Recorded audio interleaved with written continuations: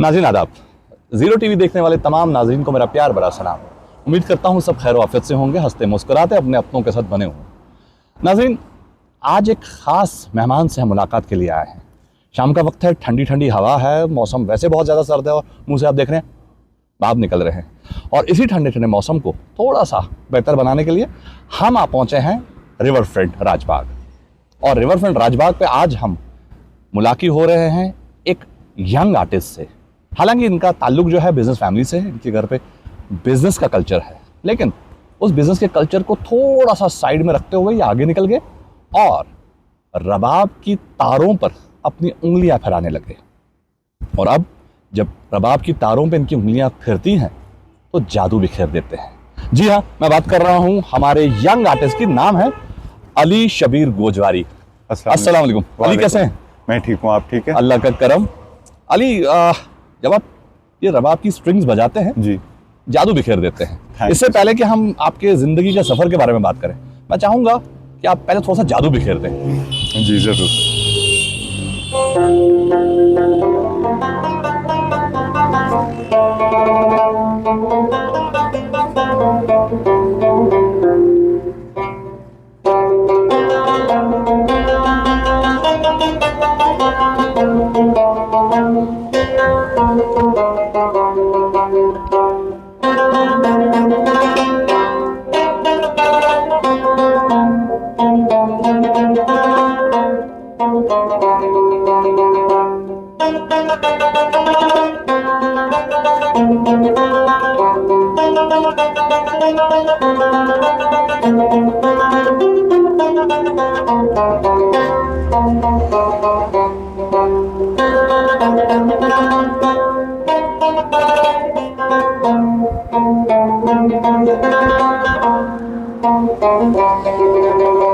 बहुत ही खूब, बहुत ही खूब, माशाल्लाह, बहुत प्यारा।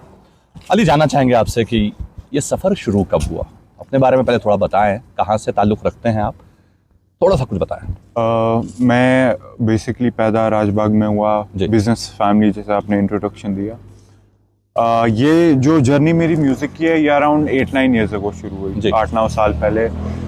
जब थोड़ा उस टाइम पे हाइप शुरू हुआ था गिटार का, सब लोग गिटार सीखना चाहते थे और मैं भी I was one of them. तो उस टाइम पे क्या हुआ, गिटार शौक उठाने का शौक हुआ एंड उठा लिया था मैं। कुछ टाइम दिल्ली में था, जब वहाँ से वापस आया मौका नहीं मिला, किस्मत थी कि गिटार नहीं कंटिन्यू करता। तो उसके बाद मैंने हम जो मेरे उस्ताद थे परवेज साहब, उनके पास स्कूल में ही शुरू किया डीपीएस श्रीनगर में। एंड देन वहाँ से एक्सीडेंटली आई गॉट इनटू रबाब और वहीं से शुरू हुआ ये जर्नी। बहुत ही प्यारा, बहुत ही प्यारा। ये रबाब की जो जर्नी है, आपको कॉन्सेप्ट कब आया कि मुझे रबाब ही बजाना है? नॉर्मली जैसे कि आपने कहा गिटार से शुरू किया था, तो गिटार बजाते बजाते आप रबाब पे पहुंच गए, और गिटार और रबाब में बहुत फर्क है जी। ये दो डिफरेंट इंस्ट्रूमेंट्स हैं। आप रबाब पर कैसे लैंड कर गए? ये उस टाइम पे म्यूजिक सीखने का शौक था, पर्सनल शौक था जी। जस्ट ये गिटार का नहीं था, गिटार की तो हाइप थी उस टाइम पे, बट म्यूजिक पर्सनली सीखने का थोड़ा शौक था। तो जब गिटार सीखने का मौका नहीं मिला और रबाब टीचर अवेलेबल थे जो मेरे उस्ताद थे, तो उनके पास मैंने कहा जब कुछ है नहीं, कुछ बेसिक्स ही सीख लेते। तो उन्होंने मुझे इनवाइट किया था रबाब सीखने के लिए। स्लोली इसमें इंटरेस्ट बढ़ता गया एंड देन ये मेरा मेन इंस्ट्रूमेंट बन गया। बहुत ही खूब। आप बिजनेस फैमिली को बिलोंग करते हैं। बिजनेस फैमिली में आर्टिस्ट पैदा होना ये बहुत एक खतरनाक बात है। तो कैसे हुआ? घर पे कैसा सपोर्ट था? मैं किसी का सपोर्ट था घर में? हाँ, एक्चुअली मेरा केस थोड़ा डिफरेंट था। इवन दो बिजनेस फैमिली से एक्सपेक्ट करते हैं कि उतना सपोर्ट होगा नहीं, बट मेरे जो स्पेशली पेरेंट्स है, स्पेशली माय फादर, जब मुझे यही कुछ 2-3 महीने हुए होंगे एंड उन्होंने मुझे एक रात को, ऐसी रात थी, ठंडी थी, विंटर्स था तब, एंड उन्होंने मुझे उठा लिया, बोला चलो। एंड जब मैं वहाँ गया, मुझे पता नहीं था क्या करने जा रहे हैं, और उन्होंने मेरे लिए कहीं से एक रबाब लाया था। और वो पिकअप करने हम फिर डल गेट पे, मुझे याद है, एक होटल में गए थे, 7-8 साल पहले की बात है। तो उस होटल में गया था मैं एंड वो अपना पहला रबाब वहाँ से उठाया। इवन तो उस टाइम पे पता नहीं था रबाब को उठाते भी कैसे हैं। बट वो मेरी लाइफ में एक बहुत इम्पोर्टेंट पॉइंट था जब पहला रबाब आया, क्योंकि मुझे लगता है उसी से मैंने वो शौक या अपनी जर्नी शुरू की और आज यहाँ तक हूँ। अली, इससे पहले कि हम आपकी ज़िंदगी के बारे में और जानें, हम चाहेंगे कि अब आप हमारे देखने वालों के लिए क्या बजाएंगे? मैं एक बॉलीवुड सॉन्ग बजाना चाहता हूँ, very well known, so I will just play it. जी, पता चल जाएगा जी।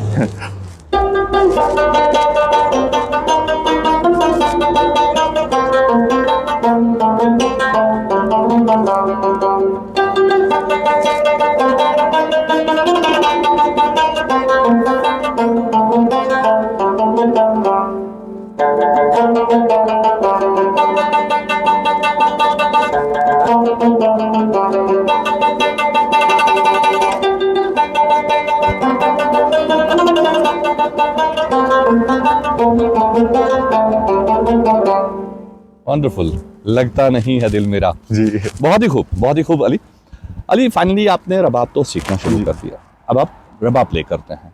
कभी आपका शौक तो नहीं पड़ा कि वोकल्स पे भी थोड़ा काम कर लूं? सच बोलूं तो बहुत शौक था। अच्छा। पहले से शौक था कि वोकल्स करूं। जब गिटार उठाया था उस टाइम पे गिटारिस्ट का एक वो होता है कि गिटार बजाते बजाते गाएं। बिल्कुल। तो मे बी कहीं वहीं से हुआ, बट आई डोंट थिंक वो कभी मेरा पर्पस था, मेरा वो गोल था। तो जब इंस्ट्रूमेंट्स उठाना शुरू किया तो I focused on this only, इसी पे सारा तवज्जो अपना दिया। दूसरे इंस्ट्रूमेंट्स भी थोड़े बहुत उठाए, हारमोनियम पे भी हाथ थोड़ा बहुत ट्राई किया, गिटार पे भी इवेंचुअली थोड़े बेसिक सीख लिए कि लोगों के साथ बजा लूं। बट आई थिंक मेरा इट वाज माय डेस्टिनी कि मैं एंड पे इंस्ट्रूमेंटलिस्ट ही बनूं, and I am proud of it. मैं फील करता हूं कि एक वोकलिस्ट खाली है जब तक उसके साथ कोई साज ना बजे। बिल्कुल सही। तो आई थिंक दिस इज मेरी डेस्टिनी। अली, आपकी फैमिली में आप जैसा कोई है? आई मीन टू से आर्टिस्ट। मेरी फैमिली में म्यूजिक का, आर्ट का शौक तो पापा बचपन में एक बारी गिटार ट्राई किया था, बट मेरी एक आंट है, वो भी, उनको भी गाने का शौक था। मेरा कज़न है actually, we are the same age, and हमने म्यूजिक अराउंड सेम टाइम पे शुरू किया था। उन्होंने रिदम चूज किया, मैंने म्यूजिक ये थोड़े नोटेशन की तरफ गया, मैं गिटार रबाब ये सब उठाए। बट हाँ, उसके हेल्प से मे बी आई फील कहीं ना कहीं वो जो कज़न का साथ था, कहीं ब्रदर एंड कज़न्स तो कश्मीरी, वी मीट अलॉट, हम एक दूसरे के घर पे ही होते थे, तो कहीं ना कहीं वो हेल्प मी अलॉट। वो बजाता था, मैं बजाता था, जुगलबंदी हो जाती थी, तो आई थिंक वो कनेक्टेड, उसकी वजह से मैं कनेक्टेड रहा म्यूजिक। बहुत ही खूब। अली, आप बहुत यंग हैं जी, आपने 12th अभी रिसेंटली किया है, now you are into college जी। पढ़ाई के साथ साथ अपना म्यूजिक का पैशन आगे बढ़ाना कैसे मुमकिन हो पाता है? या जैसे कि आपने कहा, आप 8-9 साल हो गए आपको म्यूजिक के साथ, that means you have travelled the crucial phase of your life, जहाँ 10th हमारे लिए होता है, 12th होता है, these are very crucial stages of Kashmiri life. जी। तो इस फेज से कैसे गुजरे और इस फेज में कैसे आपने बैलेंस किया अपने म्यूजिक को, अपने पैशन को और अपनी पढ़ाई को? मैं फील करता हूँ जब तक स्कूल में था तब तक बहुत ईजी था, एंड उस टाइम पे स्कूल में चल जाता है। इवन ये पॉइंट्स आए जहाँ पे हमने अपने एग्जाम्स भी डिले करवाए थे म्यूजिक के लिए। आई रिमेम्बर हमारे स्कूल में गोल्डन्स चल रहे थे, 10th का एग्जाम था, and no actually it was 12th के goldens, and then we went for national level Kala Utsav programme. Okay. And वहाँ पे आई रिमेम्बर हमारा एक गोल्डन मिस हो गया था। अच्छा। एंड जब हम उससे पहले जम्मू के लिए क्वालिफिकेशन राउंड के लिए गए थे, उस टाइम पे हमारे इंटरनल नहीं, it was external projects, and we even did that, and उसी के साथ निकल गए। Okay. Maybe somewhere I feel कि स्कूल में we used to manage, but when now I am into college, ये थोड़ा मुश्किल हो जाता है, balancing life, college की studies, and it is just a whole new world out there now. उतना exposure नहीं मिलता I feel स्कूल में हम बच्चों को, but when you get into college you see a bit of the real world side. तो मुश्किल तो होता है, but जिसका प्यार होता है you can't leave that. बिल्कुल सही। अली, रियाज करने का मौका कब मिलता है? कब आप रबाब उठाते हैं? दिन में कोई टाइम होता है फिक्स जब बजाना ही बजाना है?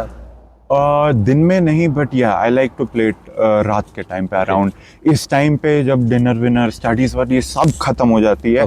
I am tired, I am कहीं ना कहीं वो इमोशंस भर जाते हैं दिन भर के, तो इसके थ्रू मैं निकाल देता हूँ।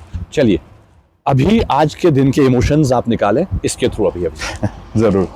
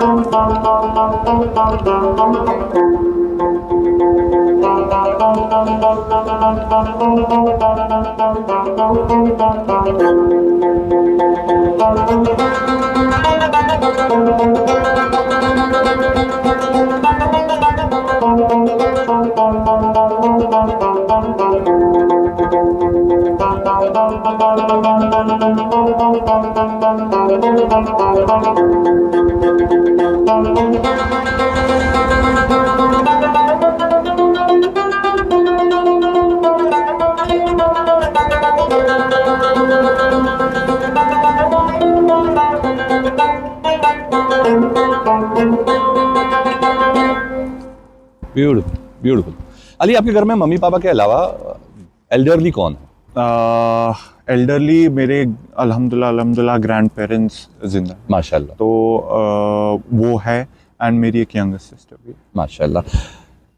जब आपने म्यूजिक को चूज किया, आप बिजनेस फैमिली से हैं, आपके दादू भी एक वेल नोन बिजनेसमैन जी, उनका रिएक्शन क्या था? दादा दादी का? दादी शी वॉज वेरी सपोर्टिव। मुझे लगता है जो फैमिली में अब आंटी को आया था म्यूजिक का शौक, वो कहीं ना कहीं दादी से आया था। वो मेरी दादी अपने टाइम पे शेर व शायरी की शौकीन थी। उनके पास एक कलेक्शन थी किताबों की शेर व शायरी की। अनफॉर्चुनेटली वो सैलाब में चली गई, तो वो म्यूजिक सुनती थी। तो कहीं ना कहीं मैं ना अर्ली एजेस में उनके साथ सोता था, जब मैं बहुत छोटा था, बच्चा था। जब मैंने यही 8-9 साल पहले जब रबाब रिसेंटली शुरू किया था, तो मैं उनके साथ बैठे बैठे गाता था। जब हम हमाम में सब बैठे होते थे, मैं उनके साथ, हाँ, स्पेशली मेरी और मेरी दादी की। तो वो और मैं बैठते थे, वो गाती थी, मैं बजाता था, तो वो अलग माहौल होता था। तो आई फील उनका सपोर्ट भी कहीं ना कहीं रहा है। दादी का वो शौकिया बोलना, शौकिया मेरे साथ गाना, वो कहीं ना कहीं एक बच्चे को वो कर देता है, बूस्ट कर देता है। तो वो that help me a lot. उनका भी सपोर्ट रहा है। दादू का? दादू बीइंग ऑनेस्ट स्टार्टिंग में थोड़े थे, दादू मेरे थोड़े पुराने मेंटालिटी के थे कि ये क्या कर रहे हो। बट स्लोली जब कुछ प्रोग्राम करने लगा, अल्हम्दुलिल्लाह नेशनल्स के लिए गया, तब I feel I changed his point of view. अब तो वो भी हंसते हैं, वो भी देखते हैं ये क्या कर रहा है, एंड वो भी इंटरेस्टेड हो गए इसमें कि बजाता है तो क्या बजाता है। तो आई फील इसी की ज़रूरत है। Music is, this is what I feel music is, कहीं ना कहीं लोगों को बदलना, लोगों की सोच बदलना। स्पेशली कश्मीर में जैसी जगह पे जहाँ पे वी यूज़ बांड पत्थर, वो डेरोगेटरी टर्म हो गई है, बोलते हैं क्या बांड पत्थर में चल रहे हो। एंड वो जब आप म्यूज़िक को देखते हैं, मुझे नहीं लगता म्यूज़िक का वो मकसद है। म्यूज़िक का मकसद है प्यार, बिल्कुल प्यार बांटना, बिल्कुल हार्ट टू हार्ट कनेक्शन बनाना। बिल्कुल सही। तो जब ये कोई इंसान म्यूज़िक में जाता है, फील उसका वही मकसद होना चाहिए कि स्पेशली हम कश्मीरियों का, कि वो थॉट प्रोसेस चेंज कर ले। बहुत ही खूब। आपको पहली बार जब प्रोफेशनली कहीं बजाने का मौका मिला किसी प्लेटफॉर्म पर, तो कहाँ बजाया था आपने? हमने पहली बारी मेरे एक और टीचर है अरशद सर, एंड उनके भाई किफ़ायत साहब, उनके साथ हमने बहुत बजाया था। उनके साथ म्यूज़िक के बेसिक्स सीखे, इवन दो वो मेरे इंस्ट्रूमेंटल टीचर नहीं थे, मगर जो म्यूज़िक के बेसिक्स, उनके साथ जो सरगम के बेसिक्स, एक स्टेज पे चढ़ने के आदाब, उन्हीं से सीखे। उनके साथ हमने, अरशद साहब के साथ हमने टाइगर हॉल में पहला प्रोग्राम किया था। कुछ एक इंस्ट्रूमेंटलिस्ट हमेशा कोशिश करता है कि नेक्स्ट स्टेप होता है कि मैं कुछ कंपोज करूं, कुछ अपना तैयार करूं। आपको कभी ऐसी feeling I? This is very surprising, आपने ये सवाल पूछा। कल रात को, लिटरली कल रात को, मेरा एक और दोस्त है अबीर शाह, रिसेंटली उनके साथ भी हमने एक इंटरव्यू किया जीके में। एंड हम कल रात को बैठे थे, ऐसे ही दोस्त बैठे थे, एंड हम ऐसे there is this concept of thaat Indian classical music में। तो उसमें क्या होता है, एक सेट ऑफ सरगम होता है, and I was playing around and कुछ हमने बजाया था। इंशाल्लाह I am planning to play it out with him. वो एक इंस्ट्रूमेंटली है, वी डोंट नो अगर हम उसमें लिरिक्स ऐड करेंगे, बट वो एक सूफी टच, वो ट्रेडिशनल टच के साथ क्लासिकल इंडियन म्यूजिक है। तो आई एम होपिंग कि हम उसमें कुछ कर पाया इंशाल्लाह। आगे की क्या प्लानिंग है? What next? What is your plan for future? Being honest, मैंने कभी रबाब म्यूजिक उसको लिया नहीं कि यही करना है बस, बट ये मैंने इसलिए उठाया था कि मैं अपने इमोशन, अपने आप को एक्सप्रेस कर पाऊँ। राइट। एंड आई फील अगर कभी अब मुझे कोई जानता है, वो नहीं जानता है कि ये डीपीएस में पढ़ता है या अमर सिंह में, वो जानते हैं कि मैं थोड़े बहुत रबाब बजाते हैं। मेरा आगे का गोल है कि मैं ये कंटिन्यू रखूं। मे भी अगर किसी को शौक हो जाएगा मेरी वजह से रबाब का, क्योंकि ये बहुत ट्रेडिशनल इंस्ट्रूमेंट है। बिल्कुल। एंड अगर हमारी यंगर जनरेशन, मुझसे भी छोटे प्लेयर्स है आजकल, तो अगर उनको भी कहीं ना कहीं इंटरेस्ट आए, अपना शौक कंटिन्यू रखना चाहता हूँ, बस वही है। बहुत ही खूब। एक आखिरी सवाल जी। आपने कहा कि आपने कभी सोचा नहीं था कि इसको आपने सिर्फ इसलिए लिया था रबाब कि मैं अपने इमोशंस को बाहर लाऊं।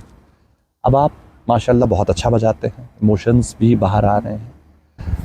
अब जब ये वक्त आ चुका है कि अब आप कंपोजिंग में भी अपनी वो जो है अपना हुनर आजमाने की कोशिश में हैं, जी, क्या हमें आने वाले वक्त में अली का full fledged concert, full fledged program सुनने को और देखने को मिलेगा, या फिर अली बिजनेस में चले जाएंगे पढ़ाई मुकम्मल करने के बाद? आई डोंट नो, ऐसे तो बिजनेस ज्वाइन करने का प्लान है, बट इतना वादा रहेगा, मुझे नहीं पता कॉन्सर्ट होगा कि नहीं, बट इतना वादा रहेगा, कहीं ना कहीं मैं अपनी तरफ से कोशिश करता रहूँगा कि कुछ नहीं तो कुछ नहीं, एक गाना सुना दूँ लोगों को। बहुत ही जी। अली, आपसे बात करके बहुत अच्छा लगा, Same. और दिल तो करता है कि आपसे बात करते रहें, लेकिन मैं मानता हूँ मौसम ठंडा भी है और आपने इस ठंडे ठंडे मौसम में अपने म्यूज़िक की वजह से थोड़ा गर्माहट भी भर दी। Thank you so much. आखिर पर एक मैसेज हमारी यूथ के लिए, जो यूथ ये सोचती है कि रातों रात हम स्टार बन जाते हैं। क्या रातों रात स्टार बन जाता है इंसान? म्यूज़िक में तो बिल्कुल नहीं। म्यूज़िक एक ऐसी चीज़ है जो जिसको आपको अपनाना पड़ता है, अपना बनाना पड़ता है। आजकल बड़े से बड़े सिंगर्स गाना गा लेते हैं, बट अपना नहीं पाते हैं, उसको अपना टच नहीं दे पाते। एंड आई फील अगर आपको म्यूज़िक में कुछ बड़ा करना है, आप कहीं ना कहीं इसको अपनाइए, कहीं ना कहीं सीखिए इसको, एंड जितना इस पे आप रियाज करेंगे, जितना आप इसको वक्त देंगे, जितना आप अपने आप को इसको देंगे, उतना ही आपको रिटर्न देगा। बट इसको कभी ये नहीं लेना चाहिए कि it is a way to get famous, इसको ये लेना चाहिए कि it is a way to be me. अपना आपको एक तरफ वो ग्राउंड में रखना। एक आर्टिस्ट जो होता है वो ग्राउंड लेवल पे वेरी क्लोज टू होता है, तो ये उसके लिए है, ये फेमस होने के लिए नहीं। बहुत ही खूब, बहुत अच्छा लगा।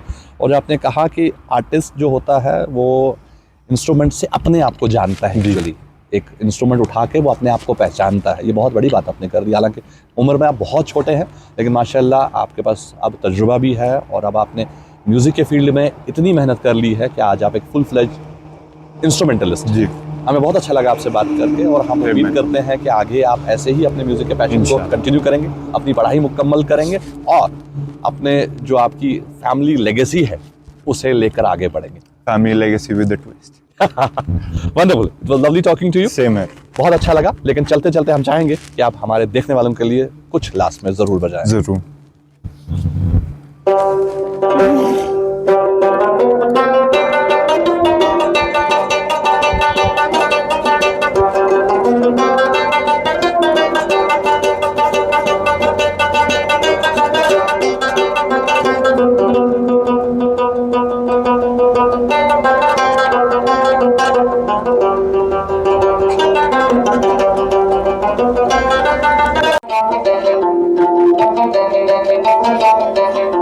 Thank you.